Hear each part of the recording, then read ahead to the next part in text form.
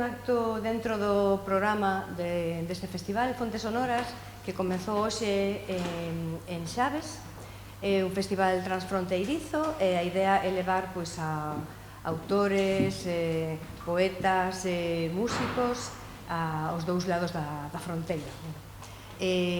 Parte a idea deste Fontes Sonoras da Eurocidade Xaves Verín, que organiza moitísimas cosas ao longo do ano, pero non tiñan un proxecto deste tipo, cultural. Eles querían facer algo, unha idea parecida a esta, estaban vendo a maneira de leválo adiante. Eu son a coordinadora, chamome Conchi da Silva, e son a que, máis ou menos, din forma a esta idea, esta idea destas fontes sonoras. Que son as fontes sonoras? O nome fai alusión a zona na que estamos, que é zona de fontes termais, a eurocidade da auga, chamase así. Entón, fai alusión a iso, a zona que estamos, das fontes termais, das termas e da auga, tamén a nós como fontes humanas, fontes de palabra, fontes de música, os instrumentos tamén son fontes. Esa é un pouco a idea, non? Chamalo fontes sonoras por iso, porque somos fontes con sonidos, con sons, palabras, música, poesía. Desa idea partimos.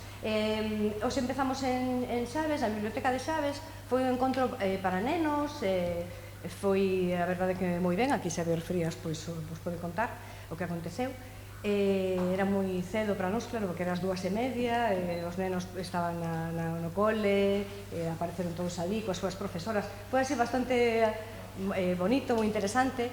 Eles tamén contaron contos, os propios nenos participaron, leu contos, foi así un encontro bonito, a verdade que sí. Hoxe estamos aquí, agora estamos aquí, estamos como en familia. El fará algo diferente porque, claro, somos adultos, en teoría, entón os seus contos, os seus relatos non son para nenos.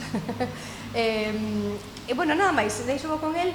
Xavier non quere que fale del, tampouco vai falar del mesmo, pero debo decir que el manexase en moitísimas linguas, galego e portugués. El escribe fundamentalmente en galego, é amante do galego, leva o galego por todas as partes onde vai. Ten moita relación con Sudamérica, con Brasil, Colombia. Visita habitualmente estes países. Leva unha campaña, digamos, apoio á lectura entre rapaces tamén. Ten esa parte tamén de educador, digamos, non? Xa vos deixo con el, espero que pasedes moi ben. Chao. Pois, graciñas, Conchi, graciñas a través de ti a organización por me convidardes a este evento. Vou falar un poiquiño de min, pois senón parece que... A ver, chámome Xavier Frías Conde, son profesor da Universidade Nacional de Educación a Distancia, a UNED, e a miña paixón é a escrita principalmente literatura infanto-xuvenil, que é o que eu máis practico. E teño algunhas cousas para adultos. A mí non me importaba lervos cousas para nenos, porque hai cousas... Claro, hai un bocadiño estábamos a falar que do Principiño, non? As persoas grandes e tal. Os adultos estamos cheos de complexos, non? Canto maiores ou canto máis na escala social, académica, etc., pior. Porque ese neno que todos fomos, e que teóricamente deberíamos conservalo de alguna maneira, matarono 4 veces, non? Entón, para estes meus colegas tan sublimes, endeusados, non? Falar literatura infantil é falar de xéneros menores, non? O cal é tremendo. Pero, xa preparei textos, claro que teño textos para adultos, non? Hai moitas cousas que non podo escribir para nenos, porque, en fin, hai cuestións políticas, cuestións religiosas, cuestións de moito tipo, non? E, pois entón o que vou facervos é unha lectura de textos en galego, de dos meus libros. Despois mostrovos as capas dos libros, e agora o que vou facer é unha pequena lectura de algúns dos textos. Se queredes podo vos facer un comentario, pois ás veces de onde xurde a historia, o que for, e despois ao final podemos abrir un pequeno coloquio, como din en América Latina, un conversatorio, non? E falamos de un faladoiro, non? Sería máis galego. Entón, bueno, moitas das miñas historias están ambientadas ou están inspiradas pola realidade, non? Outras veñen de soños, soño unha cousa a noite e despois digo, anda, e aí me ven a idea despois. Pero este concretamente, que a louca, conto da louca, está inspirado nunha muller que eu teño nas miñas redes sociais e que, home, algo louca está, non? Nos vídeos, aquela muller gravábase a danzar en bragas, con estrépito, descarada, sen ritmo. É unha louca, dixo a miña compañeira, danza porque gusta de se exhibir e ten serios problemas mentais. Non é iso, interveu o xefe. Reparade en como ela calcula toda a posta en escena pormenorizadamente e arrastra unha lexión de seguidores, todos machos. É unha grande manipuladora. Os meus dous colegas esperaban na altura a miña opinión diante da pantalla. Eu non tiña ninguna opinión, mas tiña que dicir algo, al menos, polo menos interesante. Ollade, reparei, en todos os vídeos ela veste sempre unha media de cada cor. Por exemplo.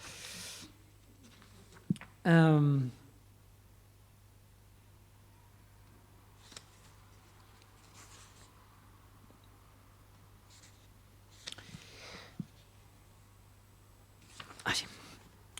Este está inspirado desas veces que pasas diante dunha igrexa, nunha vila ali na Mancha, carón onde moramos nós. E bueno, eu son ateo, tampouco hai que andar aquí andando. E embora eu respecte máis ou menos as crenzas alleas, pero hai unha cousa que non aturo, que a hipocrisía, non? A hipocrisía de persoas que se declaran abertamente crentes, non? E este é un pouco, vai por aí. Na casa de Deus, o párroco don Fernando recibía un telefonema ás 2:35 da madrugada. Era o enxeñeiro Cherry, responsável pola empresa de seguranza indirecta, que colocara a alarma na parroquia. Don Fernando, alguén entrou na parroquia. Precisamos que veña para nos dicir se algo foi roubado. Probablemente non, porque só estivo dentro 15 segundos.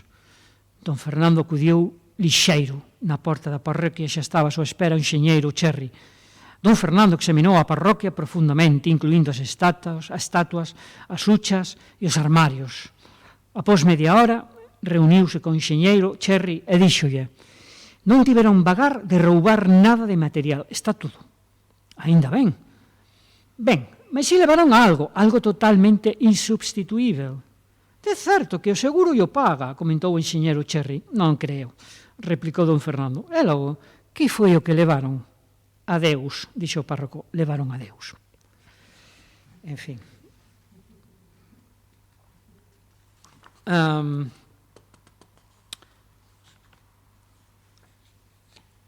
Bueno, aquí as historias son, ás veces, sabedes que nestes subxéneros, aquí está, por exemplo, é unha microhistoria de 3 liñas e media, ou e cuarto, como precisarían os rapaces de Chaves hoxe, porque era un conto era un cuarto de liña. Entón, intitúlase Cartaces. Despois de tantos casos de estranxeiros canibalizados, o goberno acabou retirando os cartaces que dicían: o turismo é a nosa fonte de alimentos. Bueno. Como dixo a Conchi, eu viaxo moito a América Latina. Sí. Imaginade as diferenzas horarias, non? O país que non mencionaches Colombia, sí, Brasil tamén. Ecuador é o país que máis frecuento. Entón, imaginade, non? A mudanza de fusos de horario, todo isto que chegas a casa e dis, quen son? Non sei nin quen son. Bueno, pois tamén iso inspira, non? Inspira. Entón, meteste na cabeza, que pasaría se eu tivese unha namorada dun daqueles países? Entón, podería ser, non, a miña esposa está aquí, Entón, son dous microcontos, Diacronía 1 e Diacronía 2. Lamentou moito por lle ter dado esperanza a través das redes sociais. Ela vivía en Europa e el en América do Sul. Verémonos algún día? Preguntou. Eso que vivo 7 horas no teu futuro, respondeu ela. E logo, pois xa sabes que aínda non se pode viaxar no tempo. E a resposta a ese podría ser este outro. Vivían en tempos diferentes. Era apenas cuestión de 12 horas, mas eran insalváveis. El no futuro, ela no pasado. A metade do tempo vivían en días diferentes. Era imposible, malia o seu amor, coñecérense, non porque vivisen en tempos diferentes, sino polo prezo criminal dos voos transoceánicos.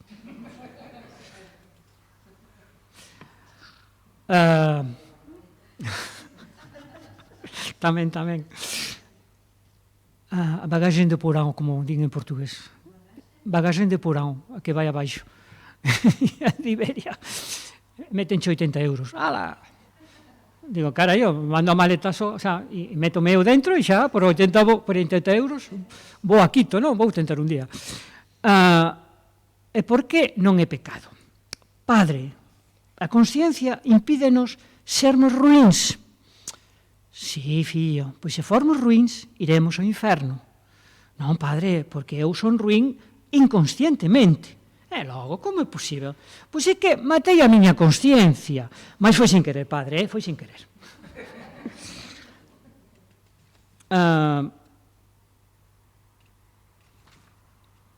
Bueno, este é un conto desas máis que son máis do que máis. Son, non sei, xa nin como cualificalas. Señor García Ucia, está satisfeito co servizo recibido no noso establecemento durante estes 5 días? Preguntou a recepcionista do Hotel Flamengo. Moito, sabe, comentou o señor García Ucia, até me pareceu que estaba na miña casa. Que contenta estou, que teña un bo de regreso.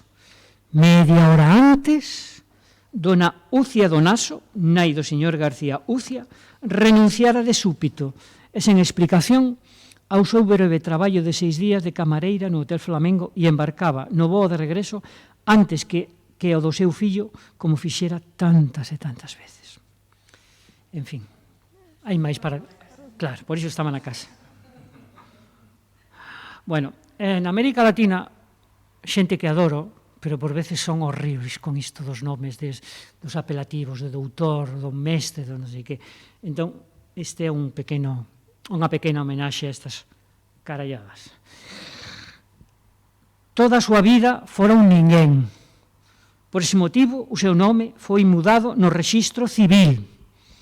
Deixou de ser John Pombeiro, John escrito con H despois da Xota, que sabedes que estes nomes que en inglés colocan escriben como lles da gana, John Pombeiro, e pasou a chamarse oficialmente doutor enxeñeiro magíster Pombeiro, literalmente, con rima especial, esperando que a xente o tomase en serio.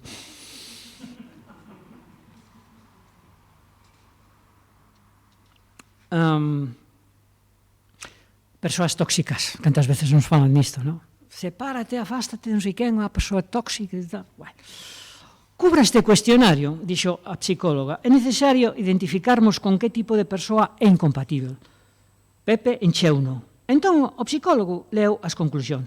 É incompatível con hipócritas religiosos, con votantes de extrema direita, con sexistas recalcitrantes e homófobos. Terá que evitar a xente así. Son persoas tóxicas que lle causan problemas. Coñece alguén así? Coñezo, respondeu Pepe. Eu mesmo.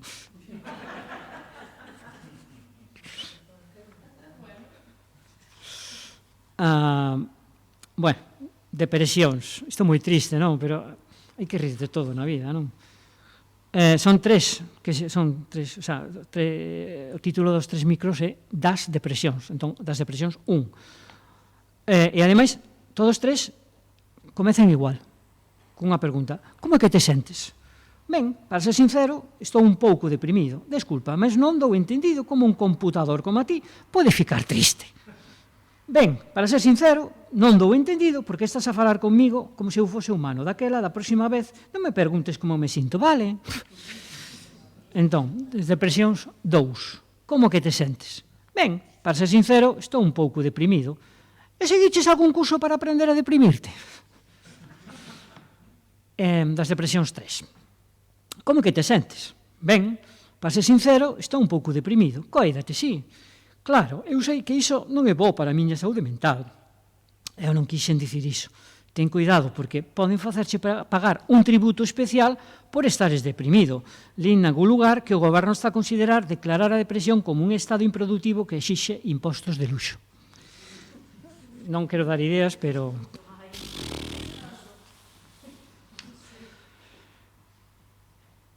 A voz.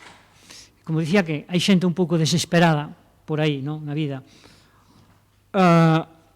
El non podería deixar de se apaixonar por aquela dona cunha voz tan doce, delicada e chea de nuances. El até comezou a fumar para ter unha desculpa para coñecela. Mas o facto de a voz pertencer a unha máquina de venda automático de tabaco non lle importaba.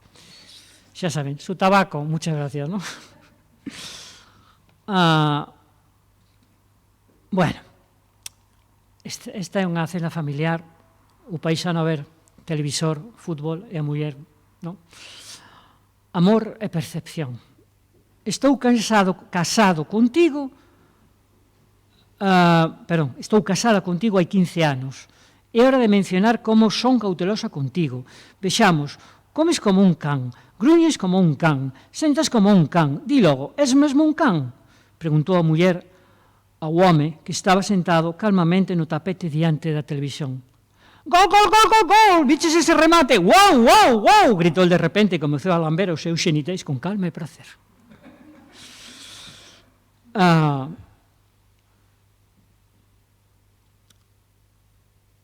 ver, cuestión de definicións. Ela finalmente resolveu divorciarse del. O principal argumento foi que o home era un caníbal. Como é que che son un caníbal? Gritou ao ficar a saber que a súa esposa dixera sobre o que a súa esposa dixera. Son un vegano perfecto. Exactamente, explicou el. Un guicho que pasa a vida inteira a vexetar no sofá e comer verdura é un caníbal, non é?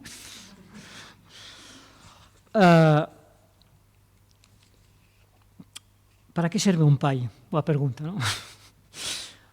O que representa o teu pai para ti? Preguntou a directora a alumna que estaba sentada ante ela, de pernas cruzadas e a mascar unha pastilla elástica de forma bastante descarada. O meu pai, respondeu a meniña, o meu pai só é bo para me dar diñeiro. A directora sentiu. Ela recoñeceu para sí propia que a adolescente era outro caso perdido. Pediulle que abandonase o gabinete. A meniña saiu rapidamente do predio da escola e volveu para casa. Ela, daquela, tivo a idea de ir ás compras coas amigas naquela tarde. Para iso, tiña que pedir diñeiro ao seu pai. E como xa comentara coa directora da escola. Ei, pai, preciso de 50 euros, dixo ela aproximándose do caixeiro no medio do corredor mentre brandía o cartón de crédito. Sí, isto é un pouco inspirado na miña realidade nos inicios do meu primeiro divorcio. Os fillos, assim, considerante un caixeiro automático. Papá, 20 euros. Toma, filla. Bueno, vou ler daqui outros.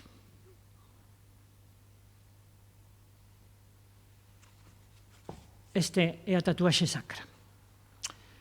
O clérigo Alieddin dixo ao seu discípulo despistado: xa sei como facer para recordares o texto sagrado, para sempre.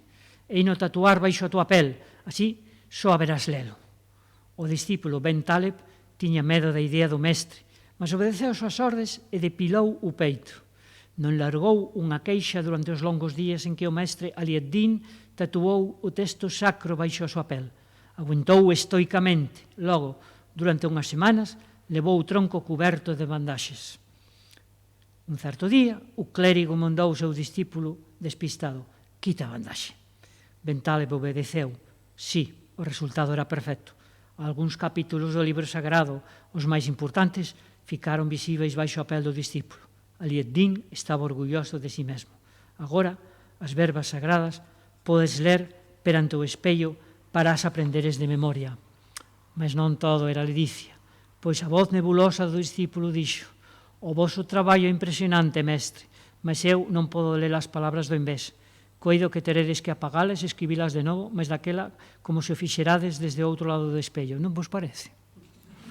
Bueno. Agasallo. Ela comezou a abrir o agasallo de aniversario emocionada. Había moito papel, capas e capas de papel de agasallo. Alternaba a ollada entre el e o paquete que lle agasallara. Ela sabía perfectamente que se trataba dun libro. Non podía ser outra cousa. Mas tamén sabía que aquel libro non era un calquera. Non era daqueles que soen ofrecer polo aniversario. Cabo de moitos segundos, chegou a capa. Era dun cartón suave, dunha cor rosada, nidia, moi interesante.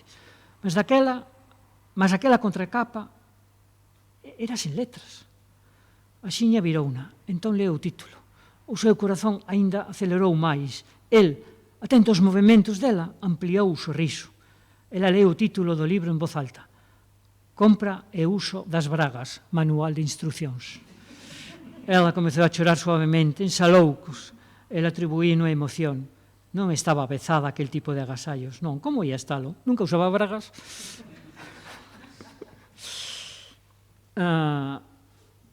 Bueno, isto é unha cousa que falamos moito as persoas que escribimos, as vinganzas literarias, non? O sea, hai unha persoa que te fode na vida e dis voume vingar, pero como non temos coraxe nin para afrontar estas persoas, entón decidimos escribir unha historia sobre elas, e o que eu chamo vinganza literaria. E esta trata diso, non? Unha destas vinganzas. O Carlos tiña a teoría de que para se vingar dunha persoa, a mellor opción era usar a persoa para escribir. E así aconsellouno a súa amiga Irina. Lémbrate, úsao para escribir, a che axudar a botares fora toda a túa rabia. A Irina aceptou o consello. Axiña comezou a escribir unha historia sobre o seu ex, aquel que tanto mal lle fixera. De feito, escribiu un romance cerca del, onde describía como un ser ruín e brutal. Despois de uno ler ao Carlos. Non entendiches nada, dixo Carlos, rexeitando o manuscrito. 2 días despois, o Carlos voltou cando a Irina. Levaba unha bolsiña. El explicoulle que era a súa bolsa literaria, que ali levaba todos os seus trebellos da escrita. Eiche mostrar como se fai unha vinganza, dixo a Irina, mentre sentaba diante da mesa. Colleu un anaco de papel, tinta chinesa e unha especie de stilus branco. Despois comezou a escribir. Non entendo, a vinganza faise escribindo a man? Preguntou a Irina. Non. A vinganza faise usando alguén para escribir, non escribindos acerca de alguén, explicou o Carlos, que alzou aquela especie de estilos e mostrou a súa amiga. Isto é unha falanxe do teu ex, e con isto, e máis o resto do seu esqueleto, vou escribir unha historia. Entendiches? Bueno, non chegamos a estes extremos, porque sería...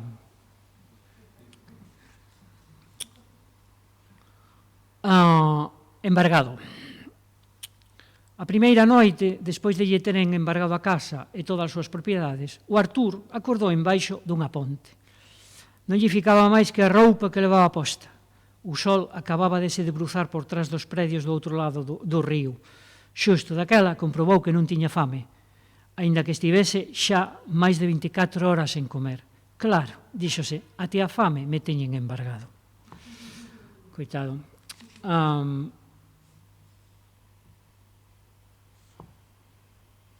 Este xa, non sei por que está aquí, porque é moi longo, pero en fin, aí metino. Víase que non tiña onde metelo. Este. Para que despois non digan que os escribidores non son xente en tanto peculiar. Gostei imenso do seu poemario, Poemario. Dixo a muller, autor do libro, cando lle chegou a quenda na fila para lle ser asinado o libro. El sorriulle, despois preguntoulle: como se chama? Ernestina.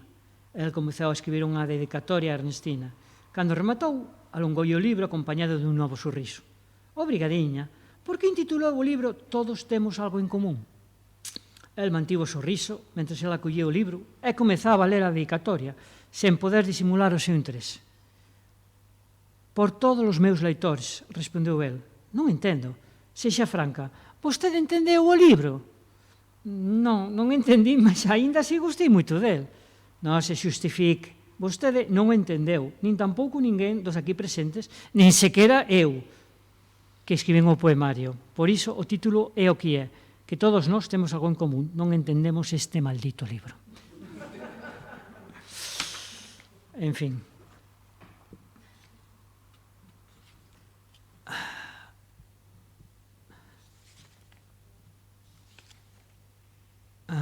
O xuízo da miúda. A nena de 8 anos non quitaba o olla do novo compañeiro da súa mãe. El levaba todo o día a manter o tipo, a non cometer erro ningún, a provocar calquer tipo de irritación na meniña. Todo ia perfecto. Pasaría o xuízo da nena, pensaba el, e o derradeiro obstáculo cara ao corazón da mãe ficaría despexado. Mas entón, mordeu naquel biscoito caseiro mol e delicioso. Unha hora máis tarde, cando o compañeiro da mãe xa marchara, a nena deu a sentenza á mãe. Ese teu Manolo non che me gusta nada, é un caníbal. Un caníbal? Preguntou a nena extrañada. Sí, o tipo comeu un anaco de biscoito que preparaches que tiña un cabelo teu, e ainda dixo que estaba boísimo. Bueno. O café. Cantas cousas me inspirou sempre o café. Teño un libro inteiro escrito sobre, non o teño aquí, pero sobre microhistorias de café. Pero non vou ler porque tamén é un chisco lungo, quero ler cousas máis curtas. Cuestión de dieta. O seu brazo nu raspou contra a parede violentamente. De súpeto comezou a arder como un misto, rapidamente, por todo o seu corpo. O seu derradeiro pensamento foi que non debía ter abusado das dietas ricas en fósforo, demasiado tarde para comezar a odiar o peixe. O lingüista. Eu son lingüista. Entón, non sei, se cadra, que inspiraría isto. O tipo perdera toda a vida a pescudar cal era a lingua dos peixes, porque estaba certo deles a teren. Tentou transcribila, interconectar as dúas especies, os peixes e as persoas. Foi en van, os peixes non falaban. Porén, antes del morrer, a súa carpa na peixeira sentiu mágoa por el e confesoulle: nós usamos a telepatía. Morre en paz. Así que...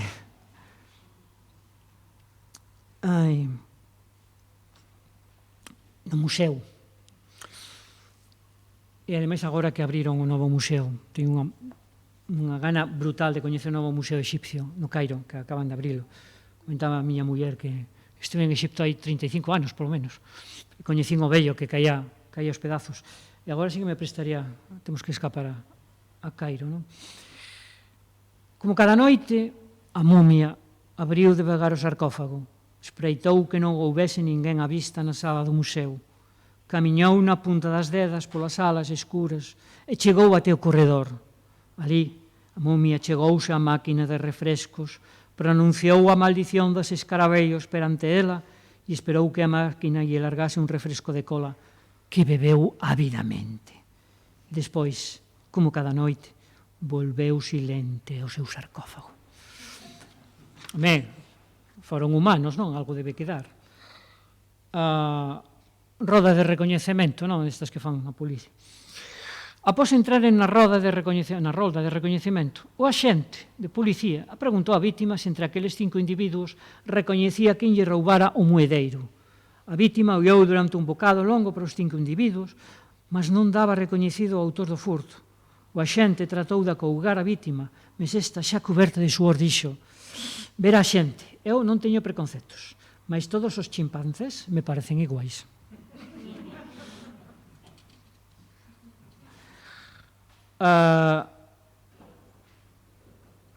Consecuencias. Despois de tanto lle mexaren os bébados ao seu pé, o farol da rúa acabou alcohólico crónico e cantando con voz electrónica cada vez que a lampadiña se lle prendía.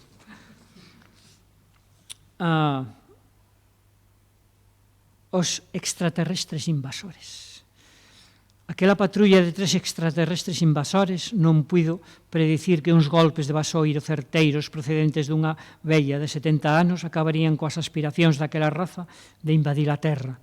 Non foron quen a imaginar que o seu aspecto de cascudas os tornaba inmunes á radiación mas non as vasoiradas.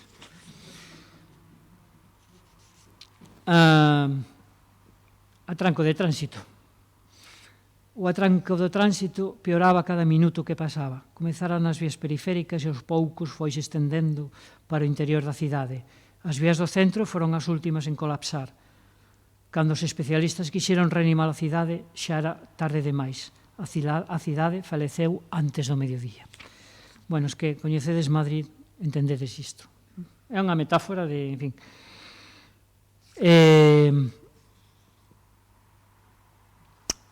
Outra tamén inspirada en escritores, non sei por qué. Son xente peculiar, os escritores. A mí dame sempre moita inspiración. O pior pesadelo da miña vida. Aquela noite tiven o pior pesadelo da miña vida. Soñei que me estaban a escribir a historia máis sanguenta e terrorífica no meu cu. Mais o meu despertar foi aínda pior. A novela que alguén se pasara a escribir durante toda a noite foron as peores hemorroides da miña vida. E bueno, xente que toma todo ao pé, non? Consellos do psiquiatra. O psiquiatra aconselláralle, cando discutires coa tua dona, métete na pel dela. E iso fixo. Na seguinte discusión, el meteuse na pel dela. Ela, en troques, meteuse na pel del para continuar a discutir.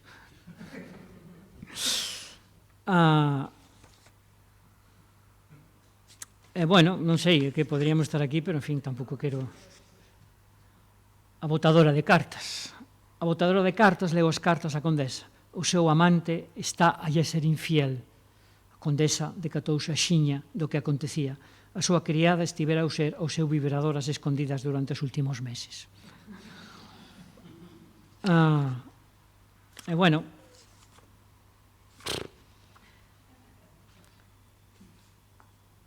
dos traumas de Deus, daquela freira sempre se tiña dito: esta paisana non a muda nin Deus. Con efecto, era así. Deus xa había tempo que botara a toalla. Si, isto lembrame algunhas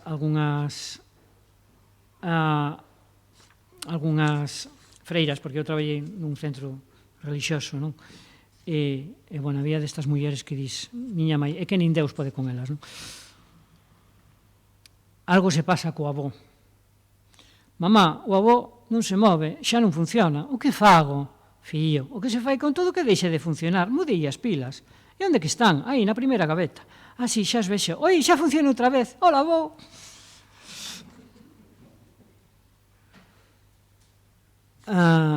O amigo invisível. O seu maior trauma foi que, após 20 anos de amigo invisível, o seu mellor amigo tornouse visível e rouboulle a familia e a namorada. Dupla personalidade, non? Imagino que a xente que sofre isto non lle fai moita graza, pero, como digo, hai que rir un pouco de todo, non? A comezar por un mesmo. Levaba moi ben a súa dupla personalidade. A primeira personalidade era xemelga da segunda, e a segunda estaba namorada da primeira. Os risos do burro, animal delicioso, non sei por que. Agora que os portugueses burro usan constantemente burro, e como un insulto e tal, non? Cando os burros son animais deliciosos, pero, en fin. Na aldea ninguén entendía de que ría o burro. Descubríono un turista británico. Explicou que o burro tiña un excelente sentido de humor inglés. Outro de psiquiatras, non? Levaba moi ben ter dupla personalidade até que derivou en personalidade múltipla. Coa terceira personalidade comezaron os ciúmes.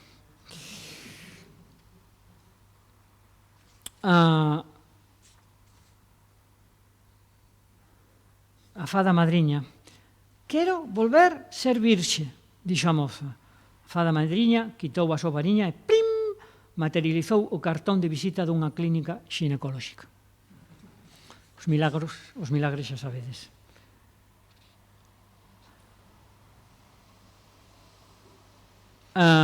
Bueno, liñas de baixo custo, non? Falábamos de voos, non? Antes de eu abandonar o avión, un asistente voo da liña de baixo custo en que voara mostroume un enorme sorriso e deume un anaco de papel. Tiña de pagar unha multa de 12 euros por ter excedido a miña cota de oxígeno a bordo. a Ryanair, non, pero chegará. Bueno, e máis un, xa remato.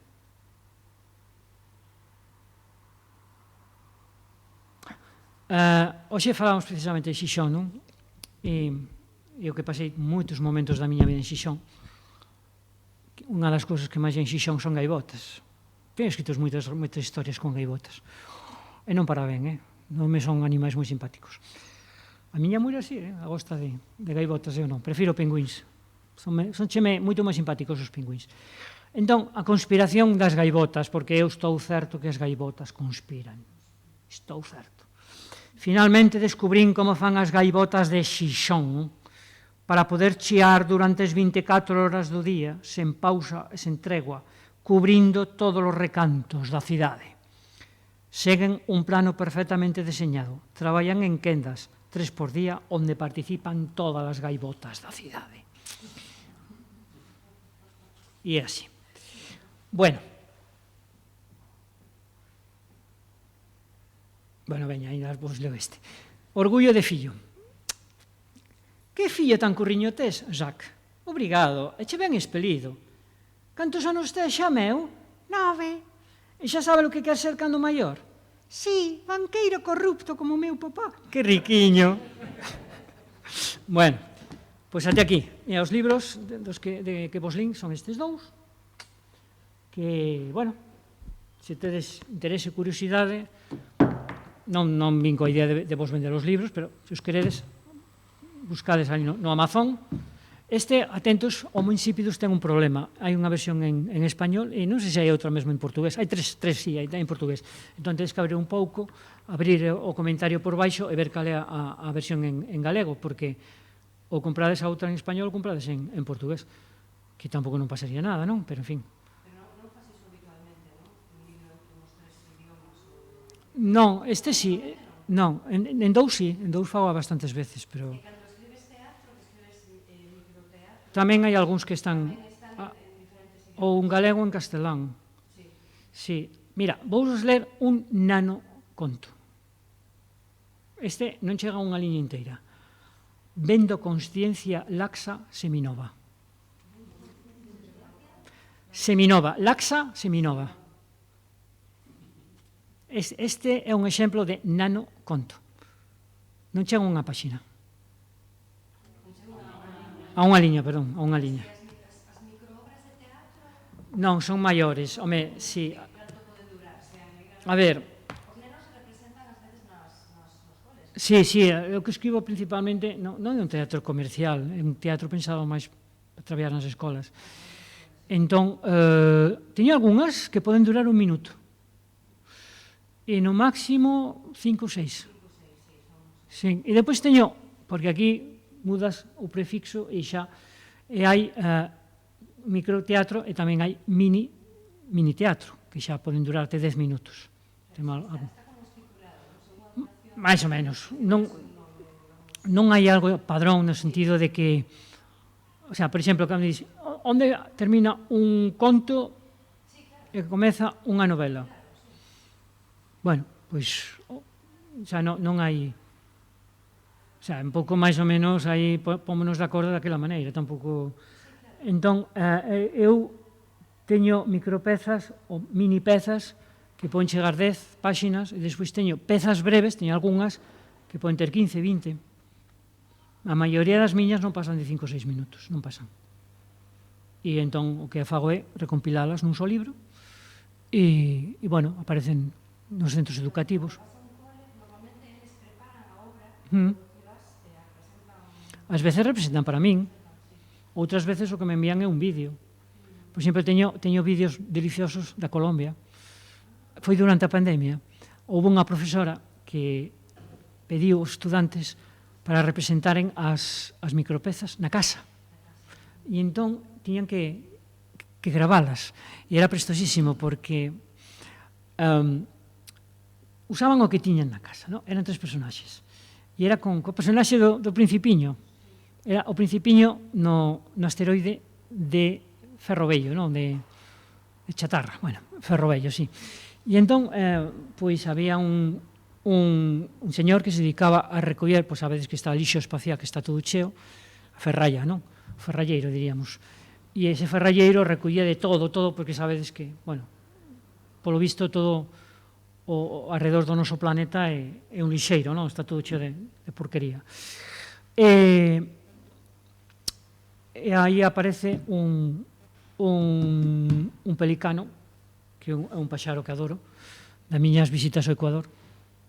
Abre unha paréntese, para min é un misterio de onde, xa porque comentaba con a Natasha moitas veces, os pelicanos sempre os víamos voar para o sul, sempre para o sul, nunca para o norte. E entón dicía, bueno, se van todos para o sul, haberá un momento en que xa non fiquen pelicanos, están todos para baixo. Bueno, non resolvín a dúbida. Entón, bueno, estábame a min colocar un pelicano, coloqueino aí na micropeza, o principiño, que xa sabedes que preguntaba todo, e o ferralleiro que era un tipo, bueno, vai, é un negocio, recordades no libro do Principiño, non? Había aquel que lavaba as contas, o rei, o bébado, en fin, era un personaxe un pouco como estes, pero este era ferralleiro. E entón, pois, tamén quer convencelo, non? Mira, mércame isto, que son aquí uns binoculares fantásticos, alemáns, non sei que, non sei cantos. E o rapaz, pois, preguntaba todo, para que serve isto, e tal. Bueno, entón, que o que ia? Esa peza está na miña bitácula, por se queredes lela, reinodoscontos.blogspot.com. E entón, a profesora en cuestión envioume unha serie de vídeos feitos por estudantes. Participaba un adulto, o ferralleiro era un adulto, podía ser o pai, podía ser a mai, o avó, un adulto. O propio estudante, que podía ser unha nena, era o principiño. E despois, normalmente, un irmán menor era o pelicano. E había moi divertido, porque, claro, eles gustan de colocar así como disfraces e tal. E o neno que saía de pelicano coía un disfrace de Pikachu. Entón era, bueno, incrível, non? E teño eses vídeos. Entón, isto foi durante a pandemia, teño varios deses. E saíron experiencias fabulosas. E despois estamos a traballar con, por exemplo, a última foi xenial, foi en Quito. Eu voltaba para España, era en setembro, era sábado. Venres estive nun colexio e era o profesor unha miña micropeza que se chama Mónica Abrazadora, que va de Mónica que quere abrazar. Xa está, non vou contar máis. E normalmente eles para preparar unha cousas destas, home, mínimo 2 semanas, non? 3 mellor. Bueno, pois, des que eu dei o texto, até que fun ao colexio pasaron 5 días. E prepararon en 5 días. Espectacular. E ali, no palco, para os compañeiros e as compañeiras, foi fantástico. Entón, ali mesmo en Quito, fixemos outra experiencia que foi algunhas das micropezas pasadas para inglés. E fixeronas en inglés. En Viana do Bolo, fixeron unha das miñas micropezas, foi unha sorpresa que me prepararon, en Viana do Bolo, fixeron unha miña micropeza en galego. Precisamente o escáner que sabía de máis. Sí. Entón, bueno, foi unha sorpresa que non sabía, e sentei ali, porque fun ler contos e tal, e entón o vídeo fíxome sentar, dixo, bueno, aquí os rapaces prepararonche unha sorpresa, e eu fiquei fascinado, non? Fixeron moito ben, e quedou bárbaro. Entón, o microteatro é unha das actividades máis bonitas. Sí, e agora estamos a introducir, por exemplo, o antigo radioteatro adaptado como podcast, tamén con micropezas, porque están gravados de voz, non hai imaxe, os rapaces presteis moito.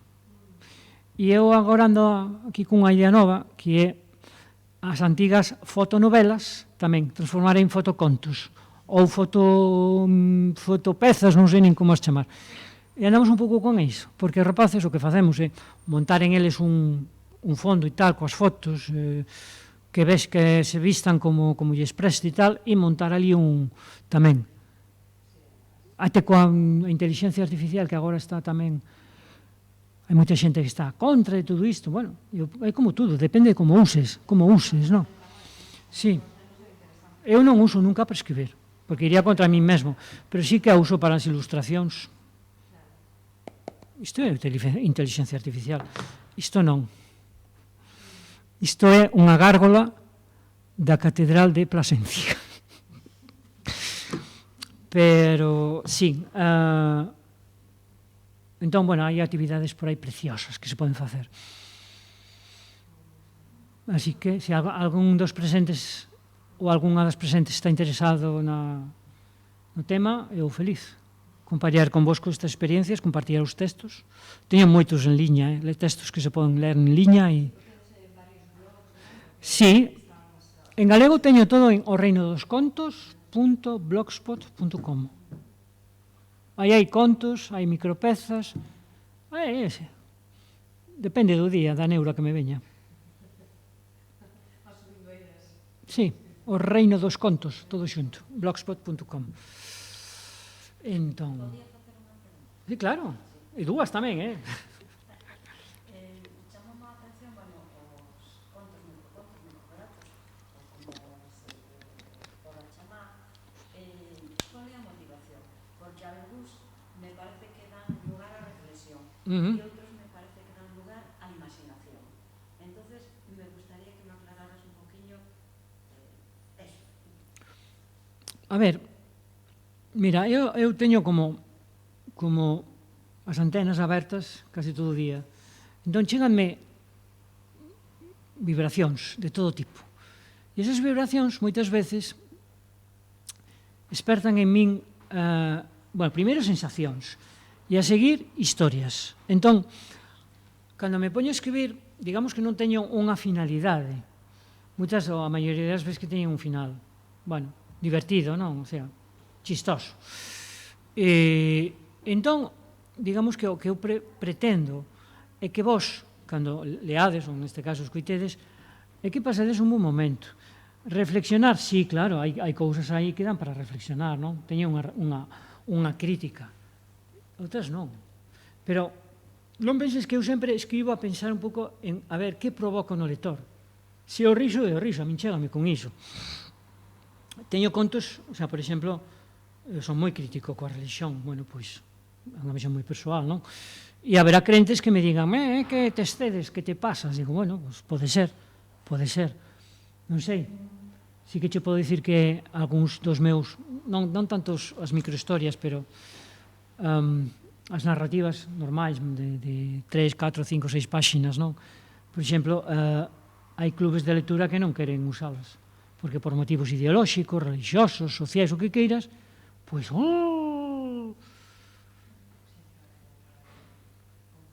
é un conflito, efectivamente, sabes?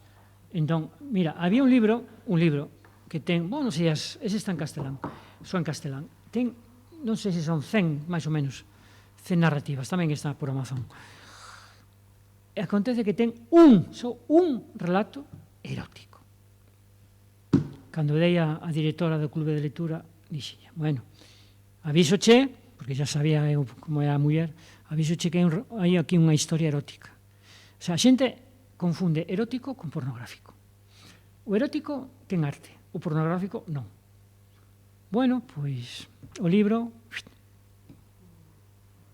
só por esa historia, entendes? Digo, bueno, pois é que esta xente tamén pensaba que despois é moito do que falaba aquí de hipocrisía, non?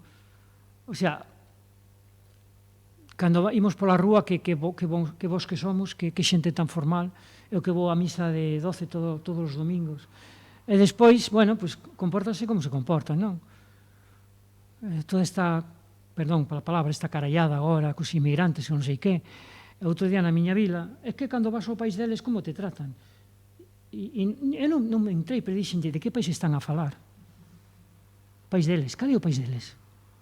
Colombia, Venezuela, Marrocos. Que país? Se non saíron de España, non saíron. Xente que non ten nin o graduado escolar. é que son un supremacismo que eles meteron na cabeza, pois somos españois, como somos españois, digo, bueno, eu estou espantado. Despois van a misa, comungan, somos uns santiños, Deus ámame, son un pecador, pero son moito bon, eu sou gran persoa, digo, mira. O malo que se sente crea bulos, mantén bulos e a verdade non a quere. Non, claro que non, claro que non, claro que non. Mira, cando gobernaba Mariano Rajoy, non está aquí ningún destes, pero eu a Mariano Rajoy nen imaginades as microhistorias que lle dediquei, e todas para rir del. Daba. Por exemplo, co tema de que ia por aí falar inglés, bueno, Feixóo tamén, podíamos dicir, non? Tamén o seu inglés dá para moito, non? A vergoña, non? O sea, que os que pretenden ser primeiros ministros españois, cando van por aí teñen que levar sempre aquí alguén que es bisbe a orella, porque non saben unha palabra de inglés, non? O ridículo que facemos como país no estranxeiro con xente como esta, non? Pero, bueno, con Rajoy é que nin imaginades a chea de... A que era a que foi a rexedora da miña vila, tamén dediquei historias, miña mãe. Daba moita inspiración, non? O sea, era xente tan incompetente, tan hipócrita, que as historias saían soas, non? Constantemente. En fin. Por exemplo, digo, bueno, é que és moi crítico cos cristianos. Digo, cos musulmanes, moito máis. Cos musulmanes, moito máis. Teño textos contra os musulmanes, non contra, porque así dito, non, describir unha situación nun contexto musulmán, o único que faz é describir a realidade e mostrar o ridículo que é. E conste que eu son pro-palestino 100%, e para min son dúas cousas diferentes. Non trouxen a cufia palestina hoxe, pero moitas veces lo va comigo.